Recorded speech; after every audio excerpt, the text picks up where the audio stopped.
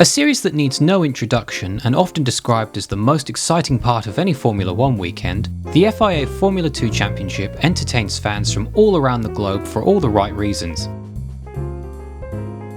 The current championship's history can actually be traced all the way back to the late 1960s, with the launch of the FIA European Formula 2 Championship in 1967.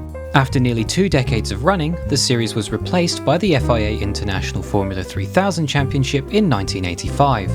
Another 10 years later, an F3000 would be rebranded to GP2 in 2005.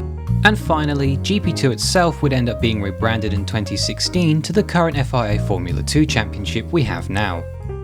One of the first things new fans will notice is that all the cars in the series are the same, and are created by just one manufacturer. This approach aims to level the playing field by putting a greater emphasis on drivers' abilities and team setup rather than through a technical advantage. Since the first season of GP2 more than 10 years ago, the series has always had a car prepared by Italian manufacturer Dallara, the latest of which, introduced in 2018, is the aptly named Dallara F2 2018. Like all the cars before it, the F2 2018 closely resembles the current Formula 1 cars of the time. Powering the car is a 3.4-litre turbocharged V6 engine developed by Mechachrome. This engine is actually an evolution of the one used in the FIA Formula 3 Championship, but with the addition of a turbocharger created by Dutch company Van der Lee Turbo Systems, as well as various improvements in other areas, the output from the engine is boosted from 380 brake horsepower to 620 brake horsepower, nearly double the performance. Moving on to rubber now, Pirelli has been the sole supplier of the series since its GP2 days back in 2011, bringing their P0 branded tyres. Each weekend, drivers are allocated 5 dry weather tyres, 3 of the prime or harder compound and 2 of the option or softer compound.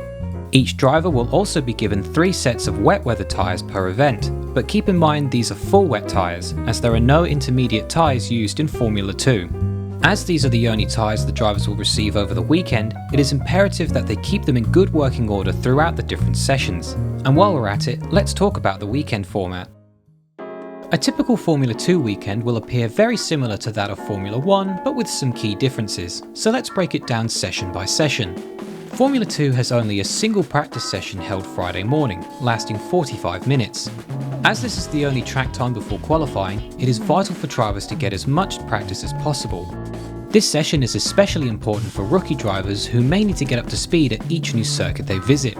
Following practice, a 30-minute qualifying session will be held to determine the grid for the feature race. This is usually held later on Friday, but can differ depending on the circuit.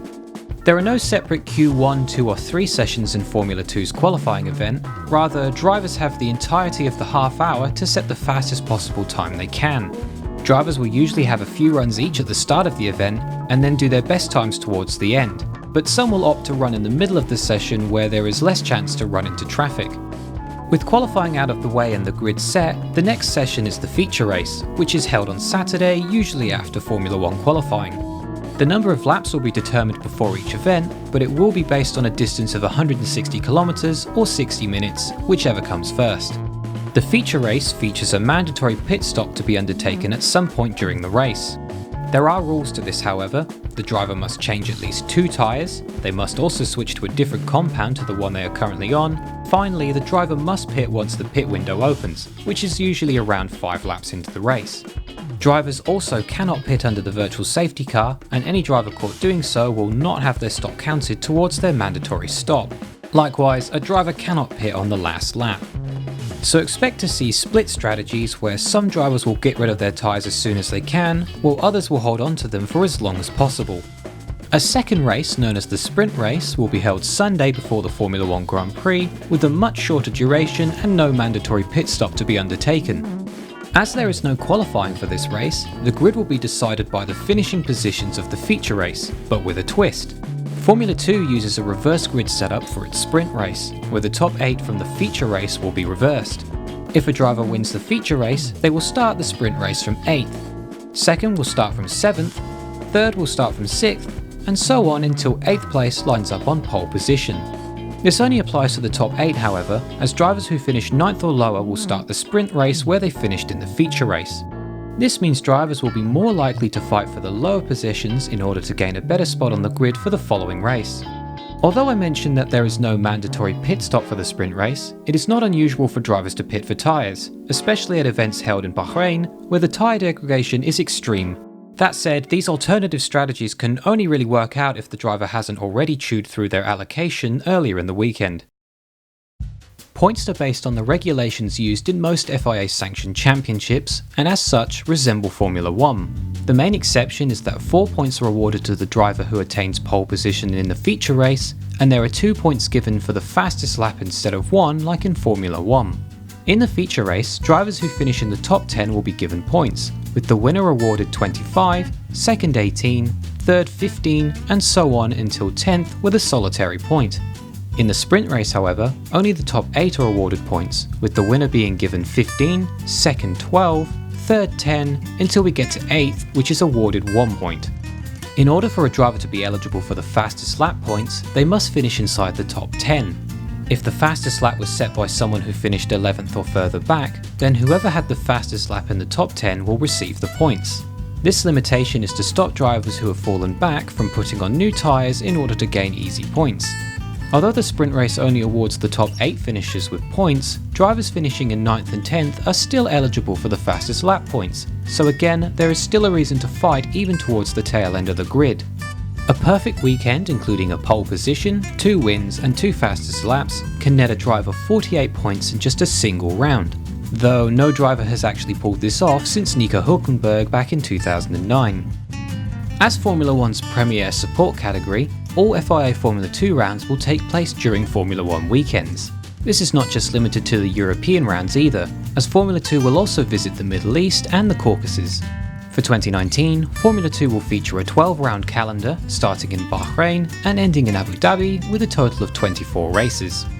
As the last step on the ladder to Formula 1, it makes sense that Formula 2 would offer the most points towards a driver's super license, with drivers all the way down to 10th in the final standings receiving points. 40 points is required to receive a license to race in Formula 1, and drivers with 25 points or more will be eligible for a Friday free practice license. This means the top 3 are basically guaranteed a license to Formula 1, while 4th and 5th also offer a decent haul of points if the driver has already had a successful career up until then. Even those drivers that don't quite meet the 25 points threshold for a free practice license will be glad to know that they are eligible for a single-use free practice license after the completion of 6 Formula 2 rounds. Though to be eligible for subsequent sessions, they must complete a full season of Formula 2 or meet the previously mentioned 25 points requirement. FIA Formula 2 has a wealth of television broadcast partners from all around the globe, and is also available on Formula 1's dedicated streaming service F1 TV in selected regions. Formula 2 has long been regarded as the most exciting part of any racing weekend. If the point of Formula 1 is to push the advancement of technology in racing, then Formula 2 is where all of the racing actually happens. The top 3 drivers from 2018 moved up to Formula 1 the following year, and you can bet that every driver in this year's field will be hoping to make their mark next. Don't be surprised to see drivers make moves you wouldn't think to see in Formula 1, but also don't expect it to always work out either. But with every mistake, we must remember that at the end of the day, Formula 2 is the proving ground of Formula 1, so we should applaud the creativity of drivers while also allowing mistakes to happen when they do.